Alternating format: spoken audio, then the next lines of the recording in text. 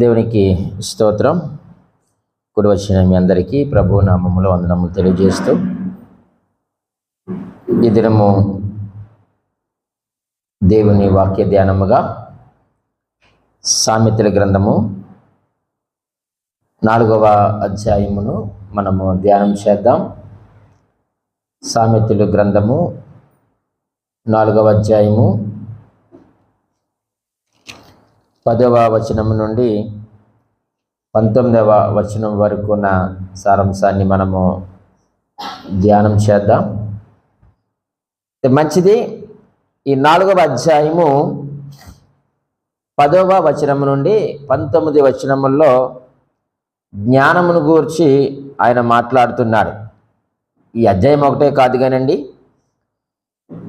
ఈ యొక్క సామెతల గ్రంథం అంతా కూడా మనం చూస్తూ ఉన్నప్పుడు జ్ఞానమును సంపాదించుకో, వివేకమును సంపాదించుకో, 4వ అధ్యాయము 5వ వచనములో ఆ మాట మనం చూస్తాం కదండి. జ్ఞానము సంపాదించుకొనము, బుద్ధి సంపాదించుకొనము. అది ఈ యొక్క కాన్సెప్ట్ అంతా ఏమిటి, సామెతల గ్రంథము కొన్నటువంటి యొక్క ఉద్దేశం ఏమిటి అంటే జ్ఞానము ప్రధానమైనది. జ్ఞానము ప్రధానమైనది కాబట్టి జ్ఞానాన్ని సంపాదించుకోవాలి. పురుషులుగా మనమైనా, స్త్రీలుగా మీరైనా జ్ఞానమును సంపాదించుకోవాలి. 14వ అధ్యాయము 1వ వచనములు ఏమన్నాడు అంటే జ్ఞానవంతురాలు తన యొక్క ఇల్లును కట్టుకుంటుంది. ఇల్లును కట్టుకోవడం అంటే సిమెంటు, ఇసుక, రాయి, ఇనుముతో ఉన్నటువంటి కుటుంబము ఇల్లు కొరకు కాదు ఇక్కడ మాట్లాడుతుంది. తన యొక్క కుటుంబం, భర్త, తన పిల్లలు, ఆ యొక్క కుటుంబము కొరకు, ఆ గృహము కొరకు దేవుని వాక్యం మాట్లాడుతూ ఉంది. అంటే జ్ఞానము వల్ల మనము ఏం చేసుకోగలుగుతాము అంటే మన కుటుంబాలను మనము కట్టుకోగలుగుతాం. కాబట్టి ఈ యొక్క సామెతల గ్రంథం అంతా కూడా జ్ఞానమే ప్రధానమైనది. జ్ఞానమును సంపాదించుకో. అవసరమైతే ఈ జ్ఞానమును సంపాదించుకోవడానికి నీ దగ్గర ఉన్న సమస్తాన్ని కూడా నువ్వు ఖర్చు పెట్టు. 7వ వచనంలో అదే మాటను తెలియజేస్తున్నాడు కదండి. 7వ వచనంలో ఏమన్నారు? జ్ఞానం సంపాదించుకుంటే జ్ఞానమునకు ముఖ్యాంశము, నీ సంపాదన అంతయు ఇచ్చి ఏం చేయాలంటే బుద్ధిని సంపాదించుకో. అంటే ప్రాముఖ్యముగా ఈ భూమి మీద జీవిస్తున్నటువంటి, బ్రతుకుతున్నటువంటి మనకు ఏది ప్రాముఖ్యము అని అంటే జ్ఞానము ప్రాముఖ్యము. మనం చాలాసార్లు ఇంట్లో మన పిల్లలు మాట్లాడేటప్పుడు ఎరా నీకు కనీసం జ్ఞానం లేదా అంటాం. ఒకసారి మీ భర్తలను కూడా అంటూ ఉంటారు, నీకు అసలు ఏమి లేదు, జ్ఞానం లేదు. భర్తలు భార్యలను కూడా అంటారు, నీకు అసలు జ్ఞానం లేదు. అంటే జ్ఞానము ఎంత ప్రాముఖ్యమైనదో మన యొక్క పరిశుద్ధ గ్రంథము, అలాగే అందులో ఉన్నటువంటి యొక్క సామెతల గ్రంథము తెలియజేస్తూ ఉంది. నేను కొత్త వారికి ఎప్పుడైనా ఒక సలహా ఇవ్వాలి అని అంటే బైబిల్ చదవడం విషయంలో మొట్టమొదటిగా అంటాను, సామెతల గ్రంథాన్ని నువ్వు చదువు అంటాను నేను. తర్వాత కీర్తనలు చదువు. ఎందుకనంటే ఈ యొక్క సామెతల గ్రంథము జ్ఞానమును గూర్చి నేర్పిస్తుంది, దేవుని అందలి భయభక్తుల గూర్చి కూడా బాగా నేర్పిస్తుంది. ఈ రెండు మనకు లేకపోతే మనము దేవుని ఎలా ఆరాధించాలో, దేవుని ఎలా స్తుతించాలో మనకు తెలియదు. కాబట్టి మొదట నేను ఎవరికైనా సజెస్ట్ చేసేది ఏమిటంటే సామెతల గ్రంథాన్ని మొదట చదువు, తర్వాత కీర్తనలు చదువు, అప్పుడు బైబిల్ చదవడం ప్రారంభించు అంటాను. ఒకసారి అటువంటి వారికి ఘనమైన పదార్థాన్ని పెడితే వారు తినలేరు, వారికి అర్థం కాదు. అంటే దేవుని యొక్క జ్ఞానం లేకుండా దేవుని యొక్క వాక్యాన్ని మనము ధ్యానించలేము. దేవుని యొక్క జ్ఞానం లేకుండా దేవుని యొక్క మర్మాలు మనకు అర్థము కావు. సో కాబట్టి జ్ఞానం అనేటువంటిది చాలా ప్రాముఖ్యమైన అంశముగా దేవుని యొక్క వాక్యము మనకు తెలియపరచబడతా ఉంది. సో కాబట్టి ఈ యొక్క 10వ అధ్యాయము 4వ అధ్యాయము 10 నుంచి 19 వచనాల్లో ఉన్నటువంటి జ్ఞానము గురించి మాట్లాడుతూ జ్ఞానం యొక్క ప్రాముఖ్యతను 2 మార్గాల ద్వారా మనకు సొలొమోను గారు తెలియచేశారు. ఎన్ని మార్గాలు? 2 మార్గాలు. ఈ 2 మార్గాలు మన ముందు ఉండగా మనకు నచ్చిన మార్గాన్ని మనం ఏం చేయాలా? ఎంచుకోవాలి. ఏదో ఒక మార్గాన్ని మీరు ఎంచుకోండి. మన దేవుడు, మనం ఏ దేవుడిని అయితే ఆరాధన చేస్తున్నామో ఆయన ఎప్పుడూ కూడా చాయిస్ ఇచ్చేటువంటి దేవుడు. మన ముందు ఆ ఎంపికలు పెట్టి మనలే ఎంపిక చేసుకోమన్నాడు. కానీ ఆయన ఎప్పుడు కూడా ఎవరిని బలవంతం చేయలేదు. నువ్వు ఈ మార్గంలో నడవని రుద్దలేదు. ఆ రెండు మార్గాలు మన ముందు పెట్టి ఈ మార్గం యొక్క ప్రత్యేకత, ఈ మార్గం యొక్క ప్రత్యేకతను ఆయన మన ముందు విశదీపరిచి నీకు నచ్చిన మార్గాన్ని నువ్వు ఎంపిక చేసుకో అన్నాడు. చాయిస్ ఇచ్చాడు. ఈరోజు ఈ రెండు మార్గాలు మన ముందుండగా మనము వాక్యం విన్న తర్వాత ఈ యొక్క మార్గాలు మనము ఎంపిక చేసుకోవలసిన వారుగా ఉన్నాం. ఈ రెండు మార్గాల్లో మొట్టమొదటి మార్గం ఏమిటయ్యారంటే జ్ఞాన మార్గము. ఏంటండి? చూడండి, 4వ అధ్యాయము 11వ వచనములో ఈ మాట మనం చూస్తున్నాం. జ్ఞాన మార్గమును నేను నీకు బోధించి ఉన్నాను, యథార్థ మార్గములో నిన్ను నడిపించి ఉన్నాను అన్నాడు. ప్రియమైన దేవుని సంగమా, మనం ఏ మార్గంలో నడవాలని దేవుడు ఆశిస్తున్నాడయ్యా అంటే జ్ఞాన మార్గములో నీవు నడవాలి. ఎందుకు నువ్వు జ్ఞాన మార్గంలో నడవాలి అనంటే ఈ మార్గంలో నడిస్తే చాలా ప్రయోజనాలు ఉన్నాయి. అందులో మనము 14వ అధ్యాయం మొదటి వచ్చిన ప్రయోజనము మనందరికీ బాగా తెలుసు. ఈరోజు ఉమెన్స్ డే కాబట్టి స్త్రీలుగా ఆ మాట మీరు బాగా ధ్యానం చేయండి. జ్ఞానవంతురాలు తన యొక్క ఇల్లు కట్టుకుంటుంది. మనము జ్ఞాన మార్గంలో నడిచినప్పుడు మనకు కలిగే మొట్టమొదటి లాభము, ప్రయోజనం ఏమిటయ్యానంటే మీ ఇంటిని మీరేం చేస్తారు చెప్పండి? కట్టుకుంటారు. ఎలా కట్టుకుంటారు? వాక్యం ద్వారా మీరు కట్టుకుంటారు. ఇది భౌతికమైన జ్ఞానము కాదు, ఇది దైవికమైన జ్ఞానము, పరసంబంధమైనటువంటి జ్ఞానము. ఈ జ్ఞాన మార్గంలో ఎవరైతే నడుస్తారో వారికి కలిగే మొట్టమొదటి లాభం ఏమిటి సహోదరులారా అనంటే మీరు మీ ఇల్లును కట్టుకోవడానికి ఆ జ్ఞానము ఉపయోగపడుతుంది. రెండవదిగా మనం ఆలోచన చేస్తే ఈ జ్ఞాన మార్గాన్ని ఎంచుకోవడం వల్ల మనకు కలిగే మరొక ప్రయోజనం ఏమిటి అనంటే 4వ అధ్యాయము 10వ వచనములో ఈ మాట రాయబడి ఉంది. నా కుమారుడా, నీవు ఆలకించి నా మాటలను అంగీకరించిన ఎడల నీవు దీర్ఘాయుష్మంతుడు వగుదువు అన్నాడు. అంటే నీవెప్పుడైతే జ్ఞాన మార్గంలో నువ్వు నడుస్తావో నీ జీవిత కాలము దీర్ఘాయువుగా ఉంటుంది. ఎలా ఉంటుందట? దీర్ఘాయువు కలిగి ఉంటావు. దీర్ఘాయుష్మంతురాలుగా నీవు జీవించాలి అంటే జ్ఞాన మార్గము నువ్వు ఎంపిక చేసుకో.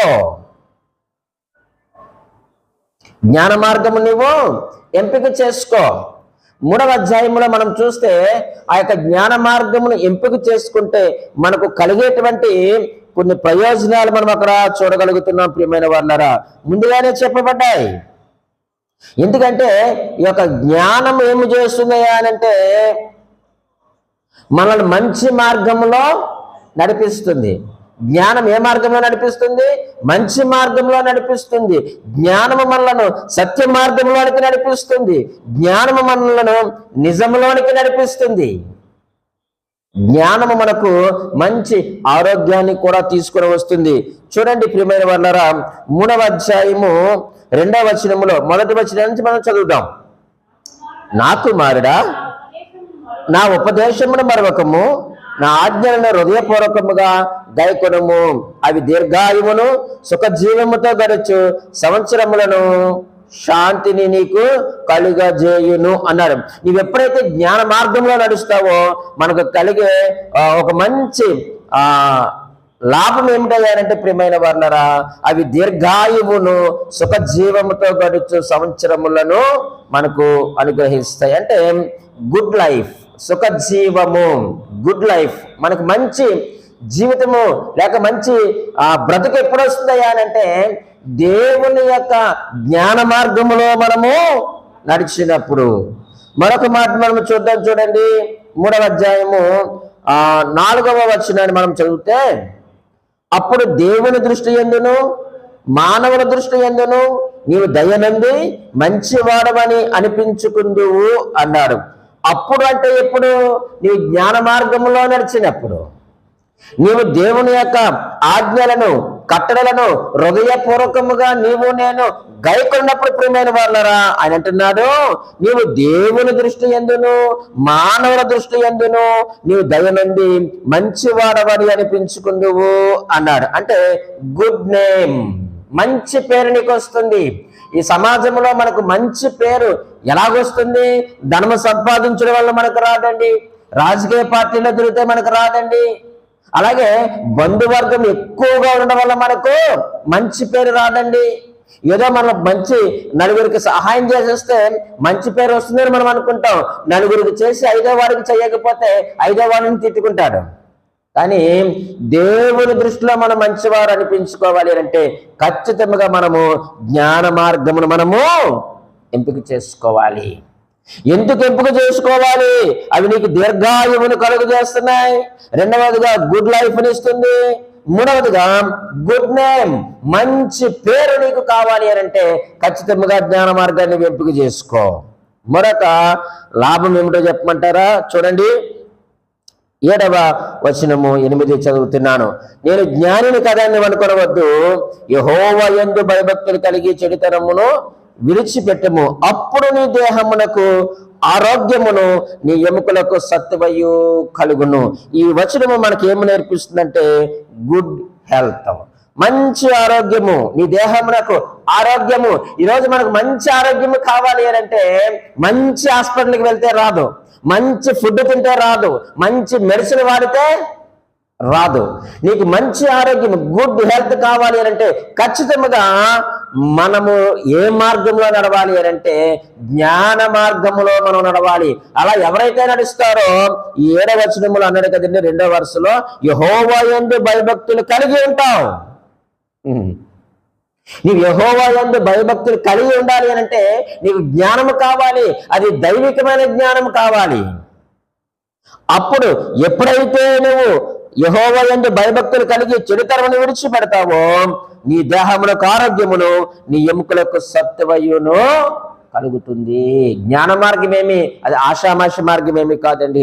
ఎన్నో ప్రయోజనాలు ఉన్నాయి దేవుని యొక్క వాక్యములో, దేవుని యొక్క ఉపదేశములో, దేవుని యొక్క ధర్మశాస్త్రములో, దేవుని యొక్క న్యాయ విధులలో ఎన్నో ప్రయోజనాలు ఉన్నాయి. వాటిని మనం పొందుకోవాలంటే తూచా తప్పకుండా మనము జ్ఞాన మార్గములో నడవవలసిన వారుగా మనము ఉన్నాము. మరొక ప్రయోజనాన్ని మీ ముందుంచుతాను. చూడండి, 4వ అధ్యాయము 12వ వచనములో ఈ మాట రాయబడి ఉంది. నీవు నడిచినప్పుడు నీ అడుగు ఇరుకున పడదు, నీవు పరిగెత్తినప్పుడు నీ పాదము తొట్టిల్లదు అన్నాడు. ఎంత చక్కని మాట అండి. నీవు నడిచేటప్పుడు నీ అడుగులు తడబడవు. ఎందుకు తడబడవు? 3వ అధ్యాయము 5, 6 వచనాలు ముందే చెప్పారు ఎందుకు తడబడవో. చూడండి, 5వ వచనంలో, నీ స్వబుద్ధిని ఆధారము చేసుకొనక నీ అడుగులు తడబడకుండా ఉండాలి అని అంటే, నీ కాళ్ళు ఇరుకుని పడకుండా ఉండాలి అని అంటే నువ్వేం చేయాలో తెలుసా? నీ స్వబుద్ధిని నీవు ఆధారము చేసుకొనవద్దు. నీ పూర్ణ హృదయముతో యెహోవా యందు నమ్మిక ఉంచుము, నీ ప్రవర్తన అంతటి యందు ఆయన అధికారమునకు ఒప్పుకొనుము, అప్పుడు ఆయన నీ త్రోవలను ఏం చేయనైనా సరళము చేస్తాడు. ఇప్పుడు మార్గము సరళముగా ఉంది కాబట్టి నీ అడుగు ఏ ఇరుకున పడుతుంది? ఏ రాళ్ళు ఇరుకున పడుతుంది? ఏ ముళ్ళ తుప్పుల్లో పడుతుంది? పడదు. ఎందుకంటే నీవు నడిచే మార్గాన్ని ఆయన ఏం చేశాడట? సరళము చేసేసాడు. ఎప్పుడు సరళం చేశాడు ఆయన? నీ స్వబుద్ధిని ఆధారం చేసుకోకుండా నీ పూర్ణ హృదయముతోనూ నీ పూర్ణ ఆత్మతోనూ నువ్వేం చేసావు? నీవు యెహోవా యందు నమ్మిక ఉంచావు. నీ ప్రవర్తన అంతటి యందు అంటే నీ యొక్క గృహం అంతటి యందు ఎవరి అధికారానికి ఒప్పుకున్నావు నీవు అంటే దేవుడి యొక్క అధికారానికి నువ్వు ఒప్పుకున్నావు. ఆయన యొక్క అధికారానికి ఎప్పుడైతే మనం ఒప్పుకుంటామో మన త్రోవలు సరళము చేయబడతాయి. ఎవరు ఆయన యొక్క అధికారానికి ఒప్పుకుంటారు? ఆ 3వ అధ్యాయం 1వ వచనంలో ఎవరైతే ఆయన యొక్క ఆజ్ఞలను గైకుంటారో, ఎవరైతే జ్ఞాన మార్గంలో నడుస్తారో వారు మాత్రమే ఏం చేస్తారు చెప్పండి? ఆయన అధికారమునకు ఒప్పుకుంటారు. ఎప్పుడైతే ఆయన యొక్క అధికారమునకు ఒప్పుకున్నామో మనం ముందున్నటువంటి మెట్టలు, కొండలు, గుట్టలు, రాళ్ళు, రప్పలు, ముళ్ళు, కంచెలు వీటన్నిటినీ కూడా ఆయన ఏం చేస్తాడంటే సదులు చేసి సరళం చేసి ఉంచుతాడు. ఇప్పుడు నడిస్తే నీ కాలు ఎక్కడ ఇరుకున పడుతుంది? అదే మాట మనం 4వ అధ్యాయంలో చదువుతూ ఉన్నాం. కానీ నీ కాళ్ళు ఇరుకుని ఎందుకు పడలేదు, ఎందుకు పడనివ్వడు అంటే 3వ అధ్యాయంలో దానికి వివరణిస్తున్నాడు. ఈరోజు మనం యెహోవా యందు నమ్మిక ఉంచి ఉన్నామా? మన యొక్క అన్ని విషయాల్లో దేవుని యొక్క అధికారానికి మనం ఒప్పుకున్నామా? లేక నీ స్వబుద్ధిని ఆధారం చేసుకొని బ్రతుకుతున్నావా? ఒకవేళ బ్రతికితే ఖచ్చితంగా నీ కాలు ఏమవుతుంది చెప్పండి? తడబడతాయి. ఎందుకు తడబడలేదంటే ఎవరైతే ఈ జ్ఞాన మార్గంలో నడుస్తున్నారో వారికి దేవుడే సహాయకుడుగా ఉంటాడు, అంతే. ఎందుకు తడబడలేదంటే ఇంక నువ్వేం ఆలోచించొద్దు, నా దేవుడు నాకు సహాయకుడిగా ఉన్నాడు కాబట్టి నా అడుగులు ఏమవలేదు, తడబడలేదు అని ఒక మంచి నిర్ణయానికి నీవు వచ్చేవాలి. ఆ 4వ అధ్యాయం 12వ వచనంలో 2వ వరుసలు ఏమనండి? మరియు మీరు పరిగెత్తినప్పుడు మీరు తొట్టిల్లరు, నడిచినప్పుడు అడుగులు తడబడవు, పరిగెత్తినప్పుడు మీ కాలు తొట్టిల్లదంటే మీ కాలు జారదు, ఏ రాయికి కూడా మీ కాలు తగలదు. ఎందుకంటే మన యొక్క జీవితంలో చాలా బిజీగా ఉన్నాం మనం, బిజీ లైఫ్. ఈ బిజీ లైఫ్ లో కొన్నిసార్లు మనము ఆ నిర్ణయాలు త్వరగా తీసుకోవాల్సిన పరిస్థితులు ఉంటాయి. అటువంటి సమయంలో కొన్ని మనం ఏం చేస్తామంటే పొరపాటు నిర్ణయాలు తీసుకుని తర్వాత బాధపడుతూ ఉంటాం. అదే నువ్వు జ్ఞాన మార్గంలో నడిస్తే ఆయన ఏమన్నాడు తెలుసా? మీరు పరిగెత్తినప్పుడు మీ బిజీ లైఫ్ లో మీరు తొట్టిల్లిపోరు. మీరు ఏ నిర్ణయం తీసుకున్నది ఎలా ఉంటుంది చెప్పండి? సరైన నిర్ణయంగానే ఉంటుంది. కారణం ఏమిటంటే మీరు జ్ఞాన మార్గంలో నడుస్తూ ఉన్నారు. మీరు జ్ఞాన మార్గంలో నడుస్తున్నారు కాబట్టి మీరు ఆ యొక్క మార్గంలోనే మీరు నడవండి. ఎంపిక చేసుకో. ఈరోజు దేవుడు ఎందుకు నిన్ను సజీవ లెక్కల్లో ఉంచి ఈ చక్కని దినాన్ని ఇచ్చి ఈ వాక్యాన్ని ఎందుకు వివరిస్తున్నాడో తెలుసా? నీవు ఎంపిక చేసుకోవడంలో ఇంకా సతమతం అవుతున్నావు. నీవు సరైన మార్గాన్ని ఎంపిక చేసుకోలేదు అని దేవుడు ఉద్దేశించి ఆలోచన చేసి ఈరోజు మనందరితో దేవుడు ఏం చేస్తున్నాడు? మాట్లాడుతున్నాడు. నువ్వే మార్గాన్ని ఎంపిక చేసుకున్నావు, నువ్వే మార్గంలో నడుస్తున్నావో ఒక్కసారి నేను ఆలోచన చేయవలసినటువంటి అవసరత ఉంది. చూడండి, ఇటువంటి పరిణామాల మధ్య కొన్ని హెచ్చరికలు కూడా మనకి ఇవ్వబడ్డాయి. 13వ వచనంలో 4వ అధ్యాయం 13వ వచనంలో ఈ యొక్క జ్ఞాన మార్గంలో నడుస్తున్న వారికి హెచ్చరికలు కూడా ఇచ్చాడు. ఏమని? ఉపదేశమును విడిచిపెట్టక దాన్ని గట్టిగా పట్టుకొనుము, అది నీకు జీవము గనుక దాన్ని పొంది ఉండుము అంటున్నాడు. నీ ఉపదేశం ఏం చేయాలట? గట్టిగా పట్టుకో, విడిచిపెట్టద్దు.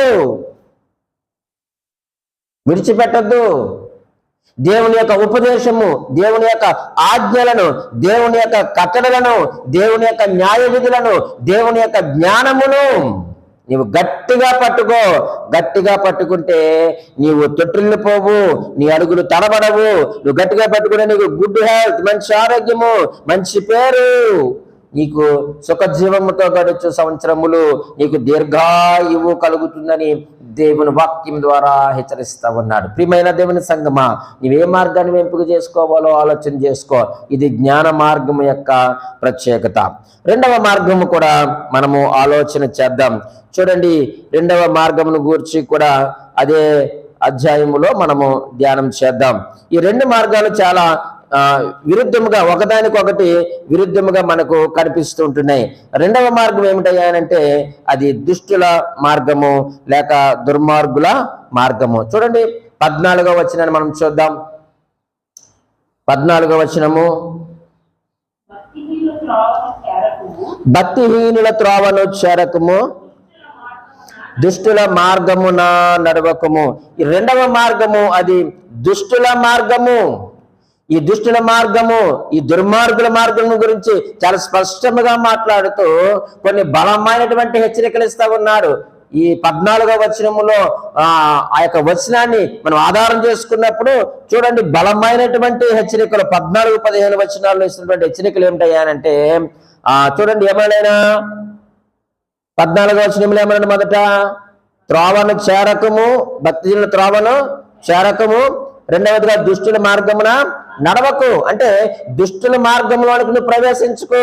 చేరకుము అని అంటే ప్రవేశించొద్దు, దుష్టుల మార్గంలో ప్రవేశించొద్దు. 2వ హెచ్చరిక ఏం చేస్తున్నాడు?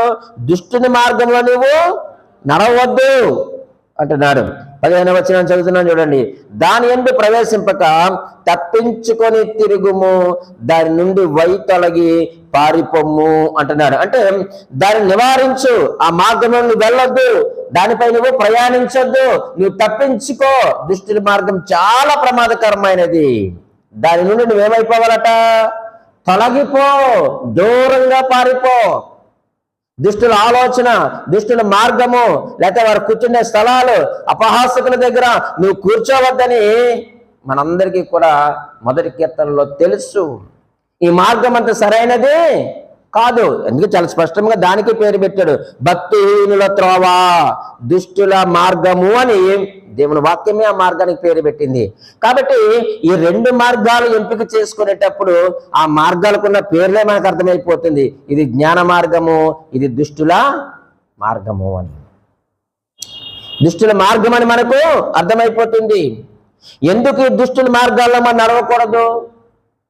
ఎందుకు నడవకూడదు? చూడండి, 16వ వచనాన్ని మనం చదువుదామా? 4వ అధ్యాయం 16వ వచనం. అట్టి వారు కీడు చేయనది నిద్రింపరు, ఎదుటి వారిని పడద్రోయినది వారికి ఏమి రాదట? నిద్ర రాదు. అమ్మో, ఈ యొక్క మార్గాన్ని ఎందుకు మనము నివారించాలి? ఎందుకు ఈ మార్గంలో నడవకూడదు? ఎందుకు ఈ మార్గంలో మనం ప్రవేశించకూడదు? ఎందుకు ఈ మార్గంలో నుంచి మనం పారిపోవాలి అంటే, ఈ యొక్క మార్గంలో నడిచేవాడు ఏమవుతాడంటే చెడు చేయడానికి అలవాటు పడిపోతాడు, లేక చెడు చేయడంలో సులభంగా నిమగ్నమైపోతాడు. చెడు చేయడానికి ఏమైపోతాడు చెప్పండి? నిమగ్నమైపోతాడు. ఈ మార్గంలో నడిచేవాడు అలవాటు అయిపోతే చాలా ఈజీగా చేస్తాడు చెడు. అదే కదా నేను అన్నాడు ఆ మాట. అట్టి వారు కీడు చేయనిది ఎవరు? వీళ్ళు ఏ త్రోవ నడుస్తున్నవారు? భక్తిహీనుల త్రోవను నడుస్తున్నవారు, దుష్టుల మార్గంలో నడుస్తున్న వారి గురించి మాట్లాడుతున్నాడు. అందులో ప్రయాణం చేసేవారు, వారితో సహవాసం చేసేవారి గురించి మాట్లాడుతూ ఏమని చూడండి, చెడు చేయడంలో సులభముగా నిమగ్నమైపోతారు ఆ మార్గంలో నడిచేవారు. అందుకే మీరు ఆ మార్గంలో నడవద్దు, మీరు కీడు చేయొద్దు, ఆ మార్గంలో మీరు నడవద్దు. ప్రభునందు ప్రియమైన దేవుని సంగమా, దేవుని యొక్క వాక్యం మనతో మాట్లాడుచుండగా ఒకవేళ మనం ఆ యొక్క చెడు మార్గంలో మనము నడుస్తున్నామేమో, దేవుని యొక్క వాక్యము మనల్ని హెచ్చరిక చేస్తూ ఉన్నప్పుడు మనము జాగ్రత్తగా మనము నేర్చుకోవలసినటువంటి అవసరం ఉంది. వారికి నిద్ర రాదు. ఎందుకు నిద్ర రాదు? ఆరోగ్యం బాగోక నిద్ర రాకపోవడం కాదండి. ఎందుకు నిద్ర రాదంటే వాళ్ళకి ఎవరిని ఏం చేద్దామా అని ఉదయం లేచి ఎవరి మీద నేరం మోపుదామా, ఎవరి మీద నింద మోపుదామా, ఎవరిని ఏం చేద్దామా అని ఏం చేస్తూ ఉంటారు చెప్పండి? వారు మంచం మీద ఉండగానే వారు ఆలోచనలు చేస్తూ ఉంటారు. అందుకే యోహాను సువార్త 8వ అధ్యాయము 34వ వచనములో ఈ మంచి మాటను రాస్తూ ఉన్నాడు. 8వ అధ్యాయం 34వ వచనములో అందుకు యేసుక్రీస్తు వారు మాట్లాడుతూ ఉన్నారు, పాపము చేయు ప్రతి వాడును పాపమునకు దాసుడని నిశ్చయముగా మీతో నేను చెప్పుచున్నాను అన్నాడు. ఒకవేళ మనము మంచం మీద ఉండగానే పాపపు ఆలోచనలు లేక కీడు చేయాలని మనం ఆలోచన చేస్తున్నామా? అటివాడు ఎటువంటి వాడట? పాపమునకు దాసుడు. వాడు పాపం చేస్తున్నాడు కాబట్టి వాడు పాపమునకు దాసుడు. అందుకే మొదటే మనం మాట్లాడుకున్నాము ఏమిటయ్యానంటే, ఈ మార్గములో నడిచేవాడు ఆ పాపము చేయడానికి లేక చెడు చేయడంలో చాలా నిమగ్నమైపోయి ఉంటాడు. రాత్రి పగలుకి ఇదే పని. ఎదుటి వారిని పడత్రోలినది వారికి నిద్ర రాదు. కీడు చేయకుండా వాడికి నిద్ర రాదు. అమ్మయ్య అనుకుంటాడనమాట. ఎవరో కొన్ని ఏదో చేస్తే ఈరోజు వాడికి మనశ్శాంతికి ఏం పడుతుంది? నిద్ర పడుతుంది. లేకపోతే వాడికి ఏం రాదు? నిద్ర రాదు. ఎవడయ్యా వీడంటే దుష్టుల మార్గములో నడిచేవాడు. ఏ మార్గంలో నడిచేవాడండి? దుష్టుల మార్గములో నడిచేవాడు.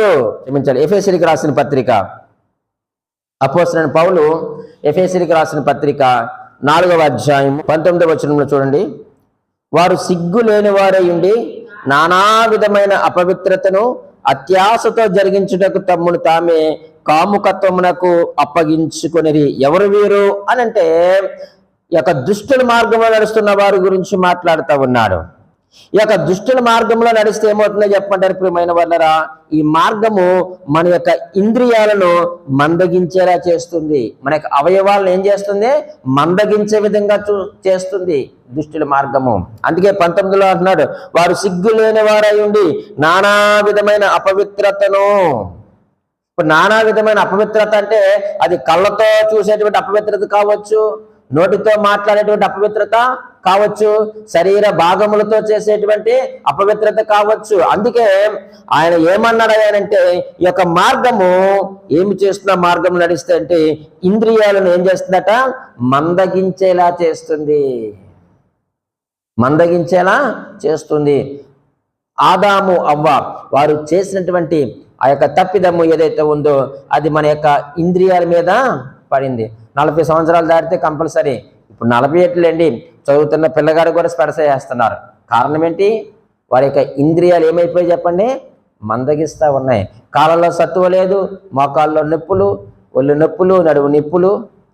ఎందుకు మన యొక్క శరీర భాగాలకి ఇలా మందగించిపోయాయి అని అంటే, ఈ దుష్టుల మార్గము, పాపుల మార్గములో ఎప్పుడైతే నడుస్తామో మన యొక్క పరిస్థితి ఏమైపోతుందో చెప్పండి?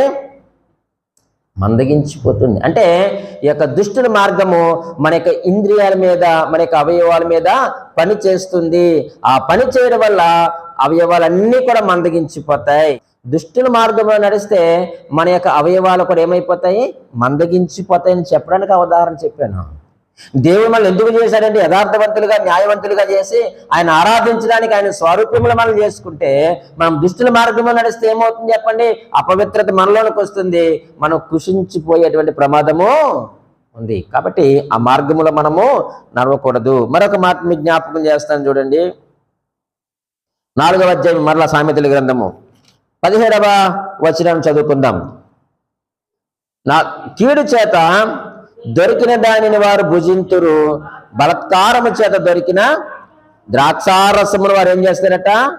త్రాగుతారు అంటున్నాడు. అంటే ఈ యొక్క మార్గము ఎటువంటిది? దుష్టుల మార్గము అని అంటే ప్రియమైన వాళ్ళరా, అది దుష్టత్వము మరియు హింసతో కూడిన జీవితముగా మారిపోతుంది.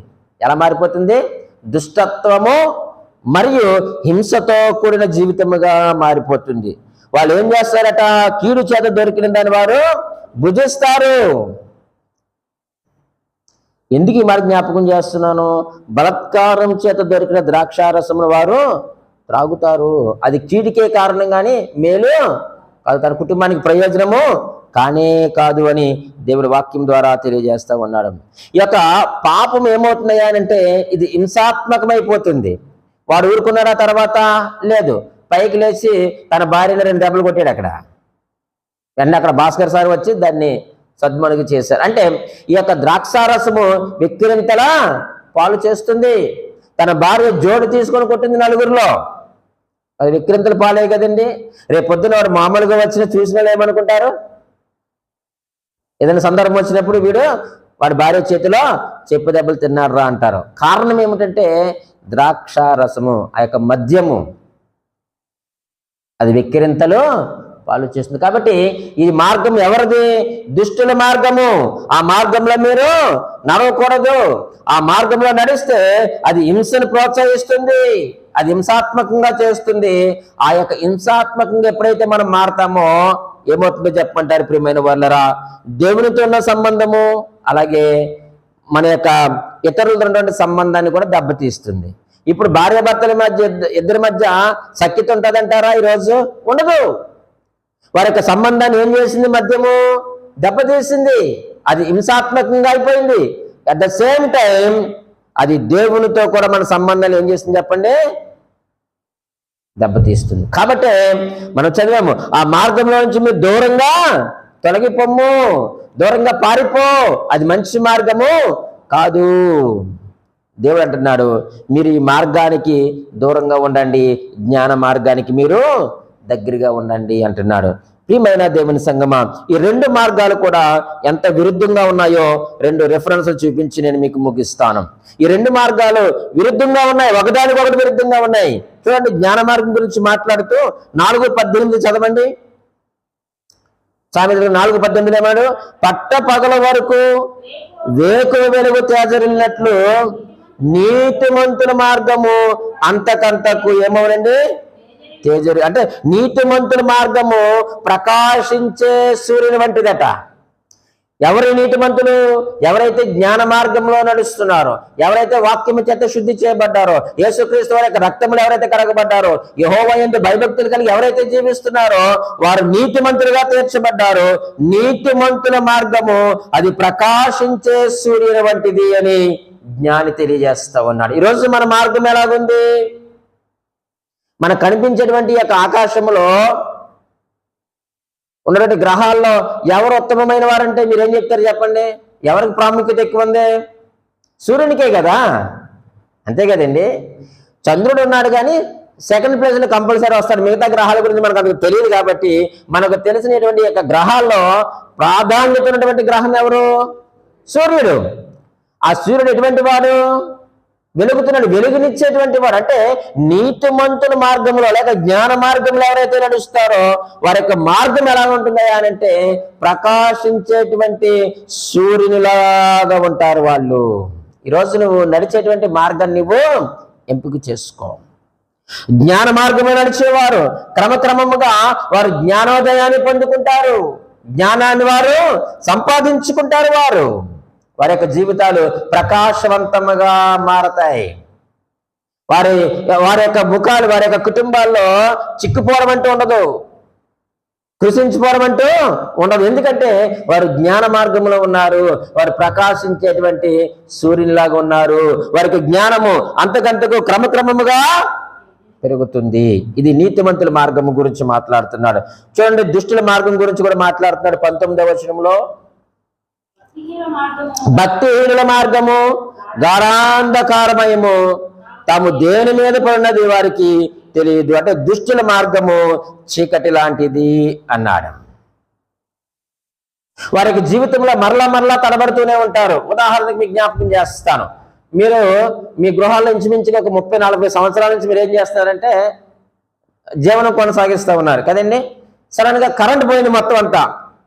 మీరు తరుముకోకుండా ఎప్పుడు నడిచే విధంగా నడవగలరా?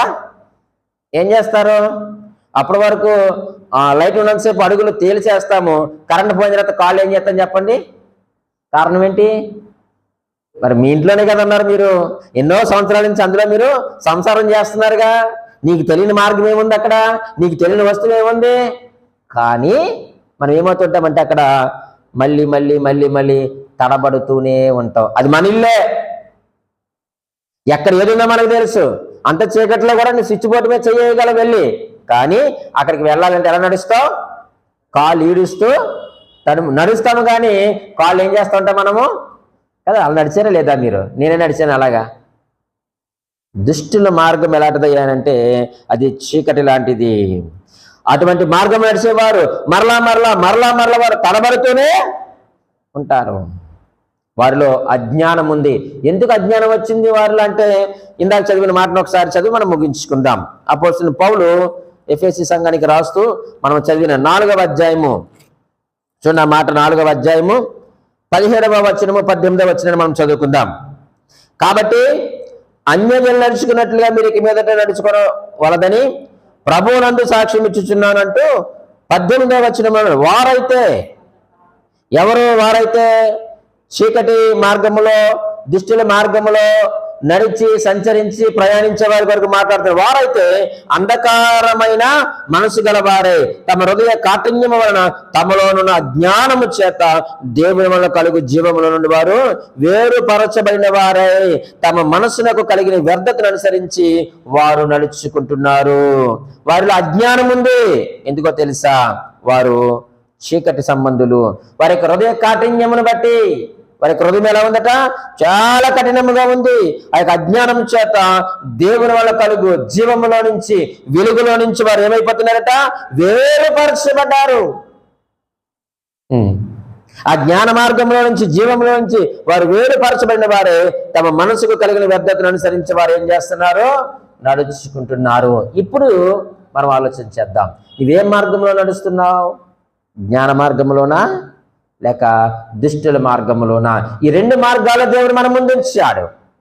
ఏ మార్గంలో నడవాలో దేవుడు కూడా నీకు చాయిస్ ఇచ్చాడు. నేను బలవంతం పెట్టలేదు.